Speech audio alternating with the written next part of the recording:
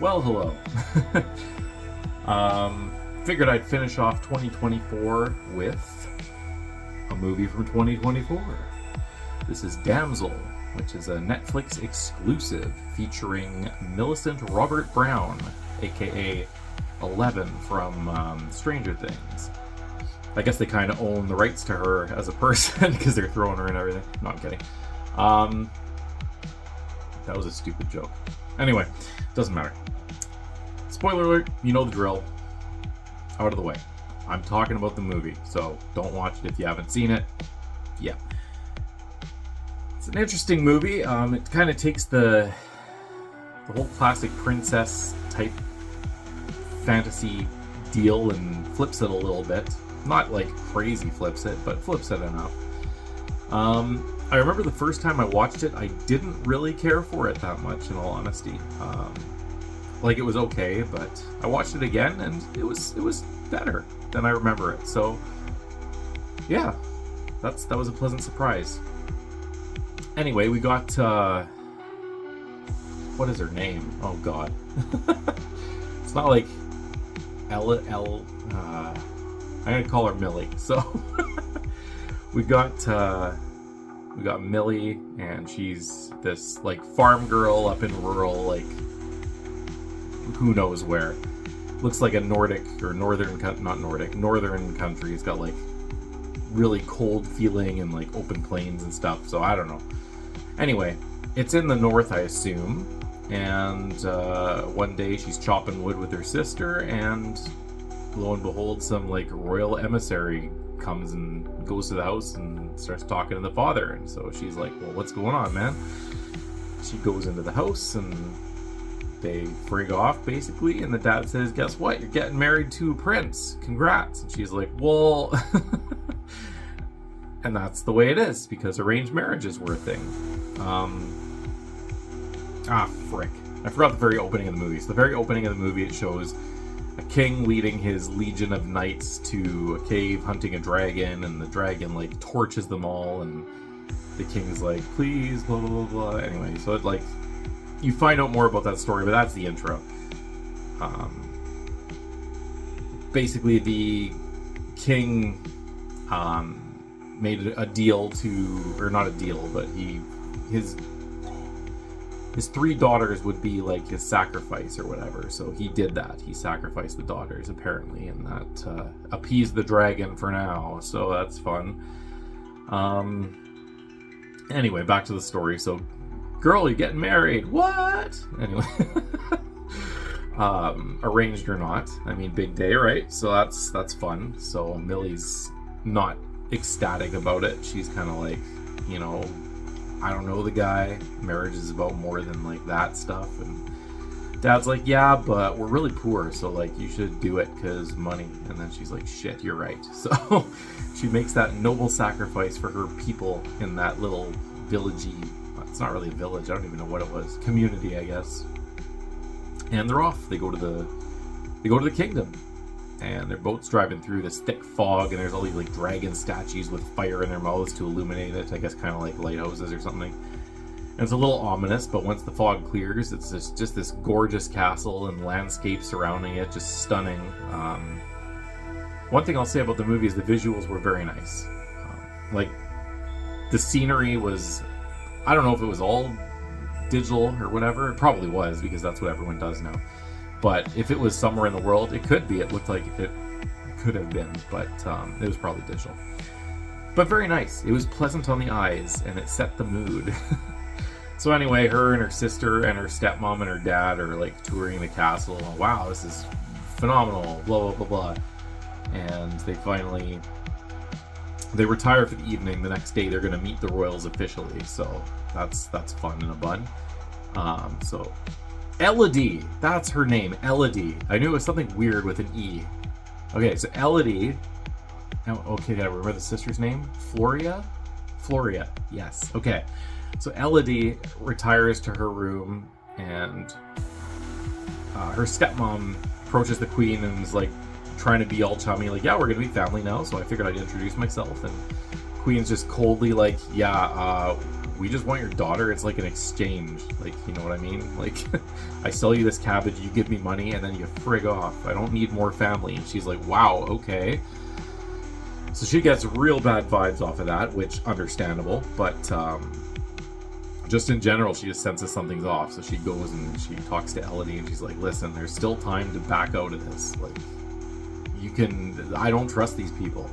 And she's like, well, what did Dad said? She's like, Dad won't talk about it. Every time I bring it up, he snaps at me. And then she's like, okay. And then stepmom's like, there's still time. And then that's when the dad walks in. He's like, still time for what? You know? Anyway,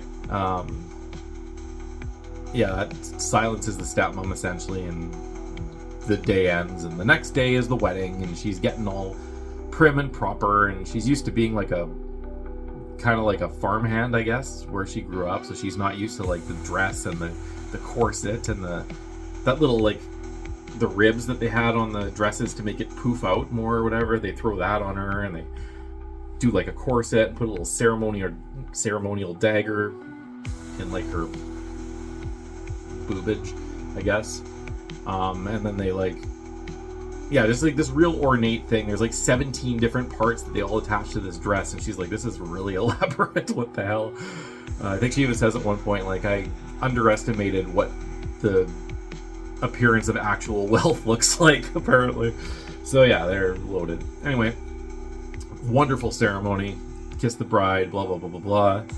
And yeah, the stepmom, as they're going off into their carriage, stepmom's like, just, you know, be careful. You know, yeah, whatever. Anyway, she hugs the sister. She gets in the carriage, and her and Prince Henry, that's his name. So Elodie and Henry of the royal family now go off on their carriage, and Elodie's like, where are we going? And he's like, okay, so you know that fire that you said so she saw a fire from her balcony. That's what I was trying to do, and then I got sidetracked. But anyway, saw a fire in the mountains, like super far in the distance. And basically, Henry explains that it's like part of their family tradition, you know, paying respects to their ancestors and whatnot. So we're gonna go, and it's the last thing that we have to do before we can like chill and be married finally. We're gonna go do this little ceremony to pay respects to the ancestors. And she's like, all right, you know, family traditions, why not? So they hike up this mountain. Well, they don't hike, it doesn't look that bad, but it's implied that it's far, but it doesn't look that strenuous. I would die doing it for sure, but that's neither here or there. Anyway, they get into this area where there's like a bridge over a pit, and then there's like a ceremony area at the end of the pit, and they walk across and they do this little ceremony, and the queen is like, give me your hand, cut, and takes the prince's hand, cut, puts them together so their blood is bonded. They're now officially part of the family.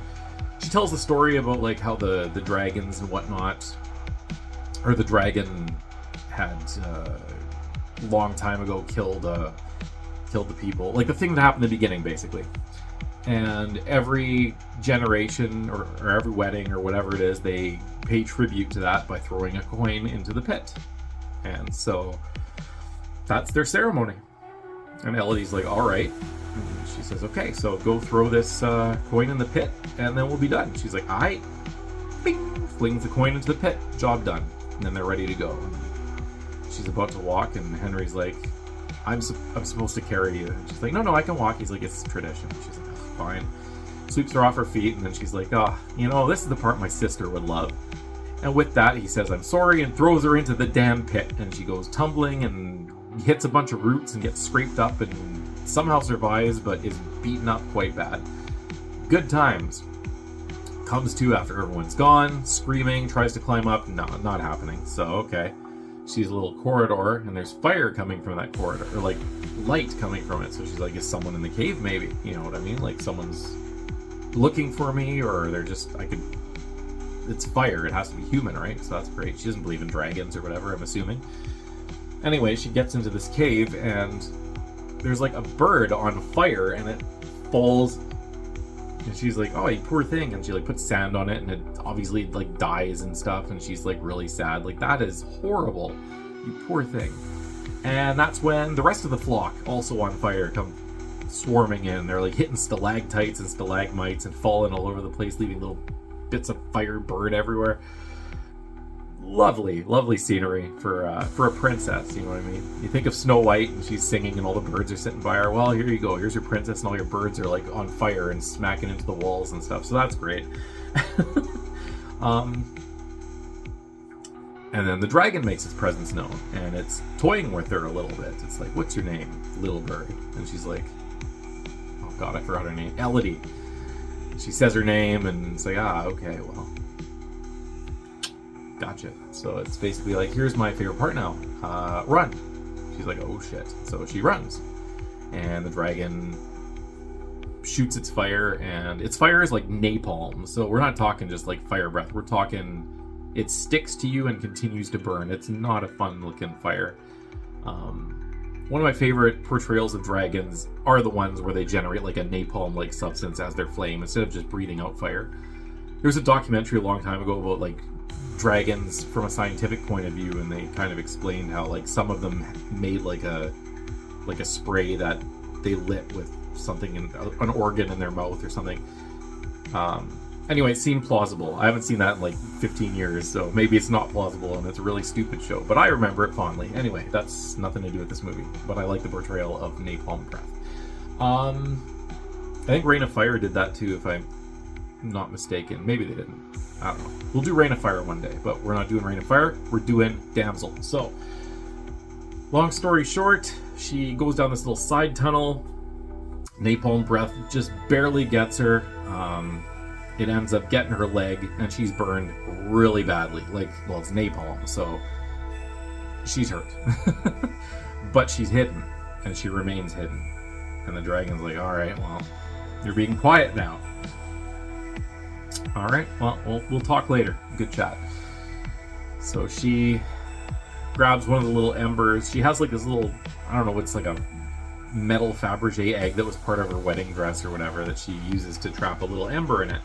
So she has like a little hanging light, which, ever clever. She goes exploring the cave and falls down a pit, and then there's like a giant gap that she like launches herself across, doesn't quite make it, but quickly pulls that dagger thing out from between her boobs and stabs it in the rock and uses that to climb the hill up that rock. So, right on. You go, girl. She's on the other side. There's like glowing bioluminescent stuff that she wanted to investigate, I guess. She's like, okay, if there's something there must be water. Because life, right? So, and she's correct. Turns out these bioluminescent things are little tiny worms.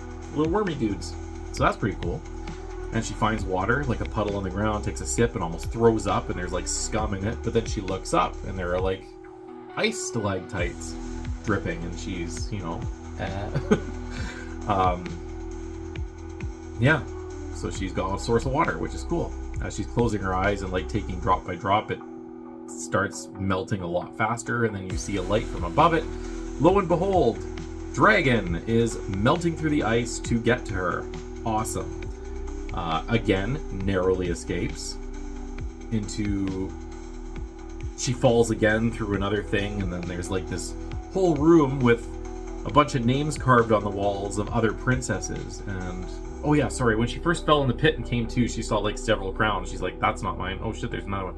Anyway, this room has the names of all the princesses that apparently have been sacrificed for like several centuries, is the length of time that the movie says this has been going on for generations. So centuries of faux marriages to throw them in a pit. 3 every generation. Awesome. She also found the body of a woman that she saw when she was in the tower. She looked and saw the girl and never saw her again until the cave. So apparently they had a wedding to marry that girl probably that night or something, and then threw her in the pit, and then they had a wedding the next day. You know, quick, gotta move quickly, you know, and then Elodie was next. And anyway, she finds the body of that other princess. She's like, all right, and she's like burnt, like her face completely. So that's fun. Then there's like a cave map on the wall, Oh, side note, little wormy dudes, the glowy worms, they heal you. So like, yeah, at one point she wakes up and like they're on her burn on her leg, and she's like, oh god, get off.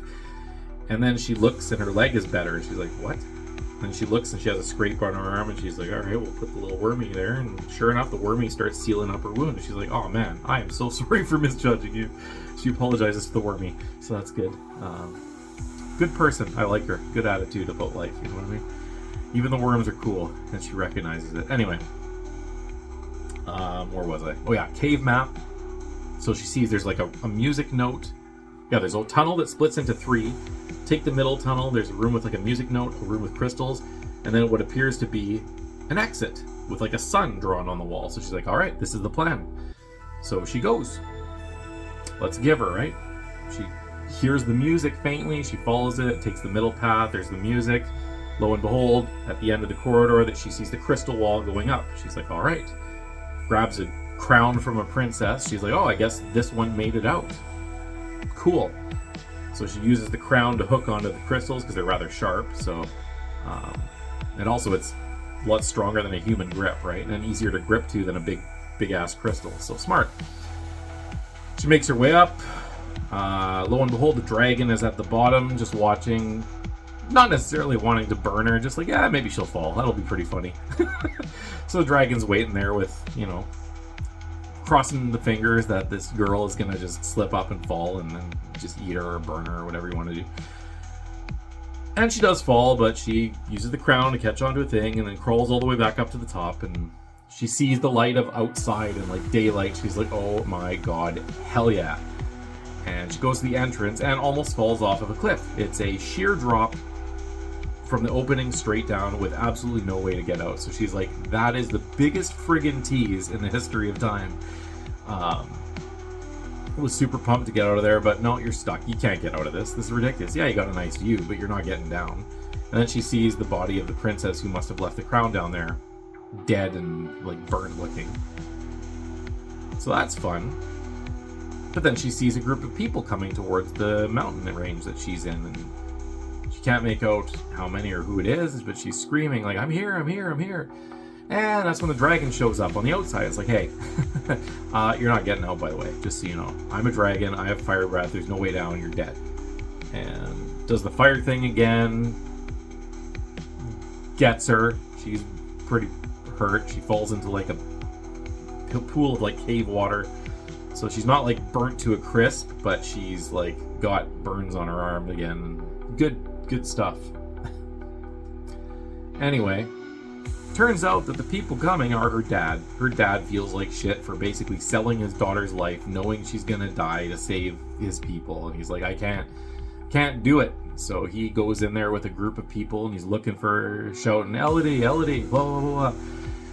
And the dragon is like, okay, well, let's take care of these people. She's not going anywhere. May as well have another snack, right? So slowly picks off the troop, the escort or whatever.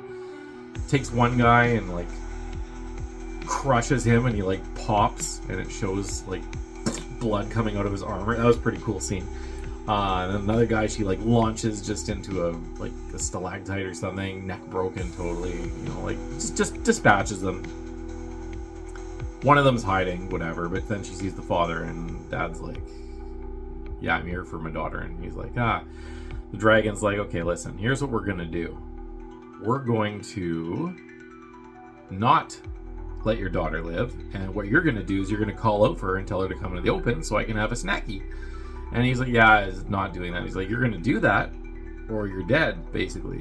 And he's like, all right, well, Elodie, listen to me, I'm your dad, you do as I say, and I'm commanding you, do not come out. And then the dragon's like, all right, that's horse shit. I gave you a chance. So claw through his metal armor right into his chest. Dad's gonna die, like it's gonna happen. She sees it, cries out, dragon hears her. The chase is on, right? She manages to get away again, because the last escort guy that was hiding makes a noise, draw the dragon's attention. She's able to have a heart-to-heart with Papa and get out of there, basically. She escapes, she gets out of the cave that the riders entered, She's on a horse, she's going, sees the dragon come out of the cave. She's like, ah, shit. So she dies on a rock. The horse is running, dragon chases the horse, torches it. You know. Sorry, horse. But she's alive. That's cool. And then she's walking back to the castle a little later after the dragon is gone and I guess given up trying to find her. And she sees her stepmom who... Ah, shit, that's right. Okay, so before that happens... The queen is pissed off because the dragon is pissed off, and the dragon like lights the sky on fire, and the queen's like, "Fuck, she got away, that stupid little biatch." So she's mad. She's like, "You know what? We're just gonna do the sister. We're gonna marry the sister, and we'll kill the sister because you know what? It doesn't matter at this point. I'm over it. We're not dealing with this anymore." So that's what she does. As the sister and stepmom are on the boat ready to leave port, her guards and her come and they get the sister and they stab the stepmom and they do the wedding thing, and they don't even do a wedding. They just go straight to the pit, cut her, do the thing. The prince protests a little bit. She's a little girl, not too bad. Throws her off the edge. She goes falling down, boom. So now sister's in the pit. Millie's not having this, or Elodie's not having this. So she, knowing that her stepmom was going and now knowing that her sister was captured, she goes back, she gets to the platform, goes down back into the pit. Ugh, that would suck going back there again, but her sister's in there, so she's got to do something, right? Anyway, goes in the pit and goes through the cave all over again. Dragon's sitting there basically holding the sister, saying, listen, your sister's going to come and get you, and then I'm going to torture and eat her and do whatever, and then it'll be done with, alright? And Sis is like, nah, I'm not into that. And anyway. So Elodie, being the clever little rat that she is, I don't know why I said rat. There's a show, I think, where they said clever rat. I don't remember. But anyway, she's clever and she makes like a little gunpowder thing of armor that falls. It's like a delayed distraction thing. Grabs her father's sword, goes and hides. The distraction happens. Dragon goes to see what's up, thinking it's her. She runs to the sister, like, we gotta go. Sister's like, my leg sucks, you know. So they're hobbling, and they hear the dragon roar. It's pissed off because it discovered the distraction. Lo and behold. Oh yeah, and as she's like in the cave at one point, she finds the remains of 3 dragon eggs and 3 baby dragon corpses dead. So she's like, okay, there's more to the story. Basically 3 for 3, right? 3 daughters for the 3 dragon babies that were killed by the king, that prick. Anyway, she talks to the dragon. The dragon basically tells her side of the story. Like, those are literally the last of my line. I'm now the last living dragon, essentially. And yeah, I'm due my revenge. And she's like, listen, you're not killing people in the family. You're killing innocents. She's like, nah, shut up. She's like, no, for real, for real. Anyway, Dragon doesn't buy it, and they have like a little sparring competition. The dragon puts a claw right in Elodie's rib, and so Elodie like takes her little boob dagger and stabs the dragon in the eye, and so that's fun. And then it's back and forth of stabbiness and whatnot. And anyway, she ends up seeing a piece of rock that's kind of curved in a semicircle, and she's like, that would deflect the... So she knows what's going on. She lures the dragon. She's like, listen, you're not going to believe me, then just burn me already. Burn me. And then she yells, like, burn me. And so the dragon is like, all right, fine. You want to die? Here you go. Anyway. The napalm loops back off of the curved rock, lands on the dragon. Dragon's, like, on fire, not thrilled about it. Collapses, basically ready to die. And she's like, listen. Shows her the scar. This is what they did. That's why you smell their blood on me. Dragon's like, well, okay, then end me. If I've been killing innocents, just kill me. And she pauses, and then she finally raises her dad's sword, and chink. No.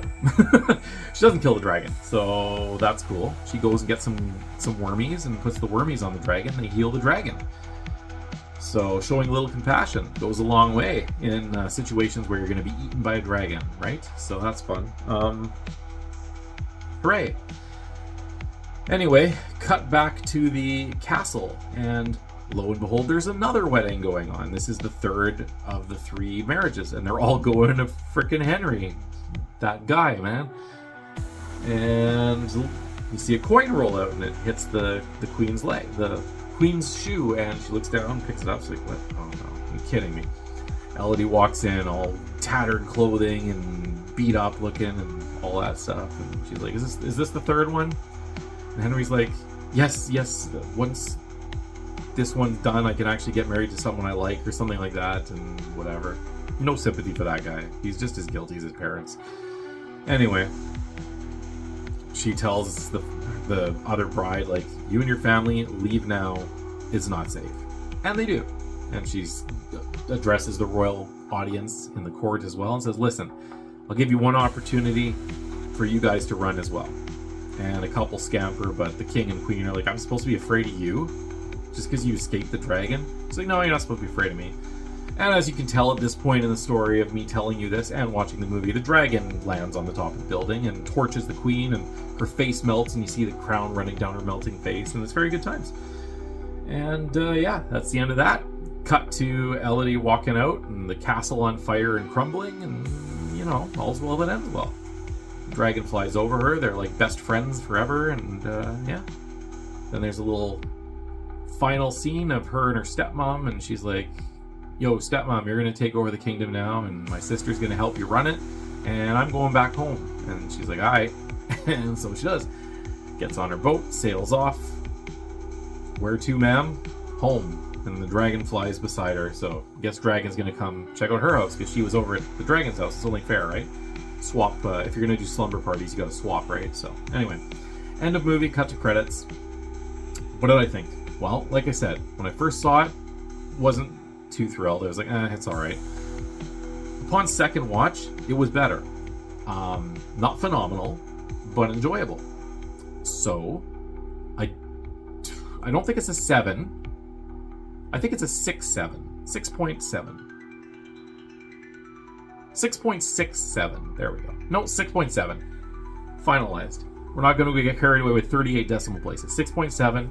That's the movie. It's on Netflix. Should you watch it? Yes.